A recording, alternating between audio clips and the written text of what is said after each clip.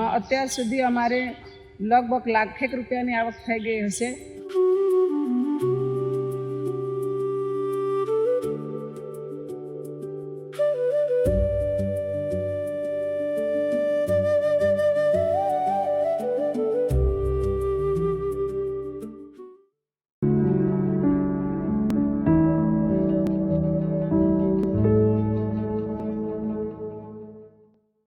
Practice make woman perfect.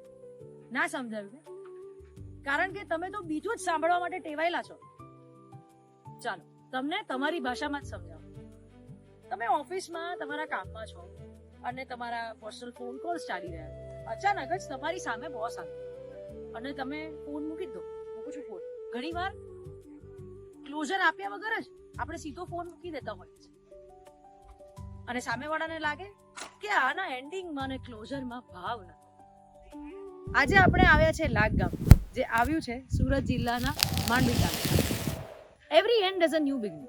અમને એવું લાગતું હતું કે 5 બેડ આપી દીધા, 10 મહિલાઓ એમની આવક હજુ 5-10 વર્ષ સુધી આમાં કર્યા કરશે ને ચાલ્યા કરશે.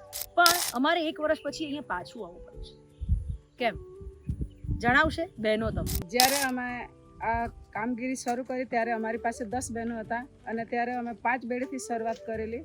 અને જ્યારે અમારું ખાતર બનવા લાગ્યું ને અમને લાગ્યું કે અમે હજુ આગળ કંઈક કરીએ, ત્યારે અમને KR શોપ ફાઉન્ડેશન દ્વારા અને સ્વરંગ વિકાસ ટ્રસ્ટના અશોકભાઈના માર્ગદર્શન અને એમની મદદથી અમને વધારે બેડો મળી. હાલમાં અમે એ બેડોથી 17 થી 18 બેડોથી અમે શરૂઆત કરી રહ્યા છીએ અને અમારું ખાતર પણ તૈયાર થવા લાગ્યું છે અને એમાંથી અમને ઘણી સારી આવક મળી છે.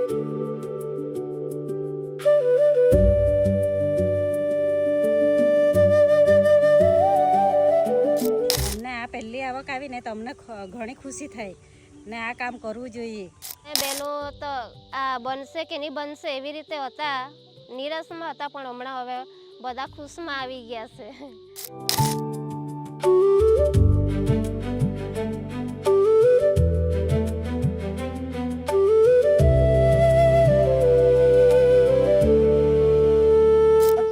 અમારે લગભગ લાખેક રૂપિયાની આવક થઈ ગઈ હશે, પણ તેમાં અમે ખર્ચા બી કર્યા છે અને અમે 10 રૂપિયા કિલોના ભાવે ખાતર વેચીએ છીએ.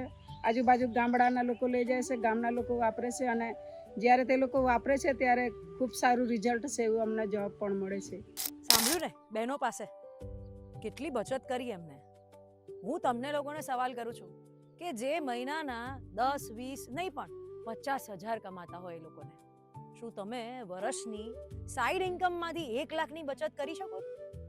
નહીં ને, અઘરું પડે છે. તો આ બહેનોના કામને આપણે વધારે બિરદાવીએ.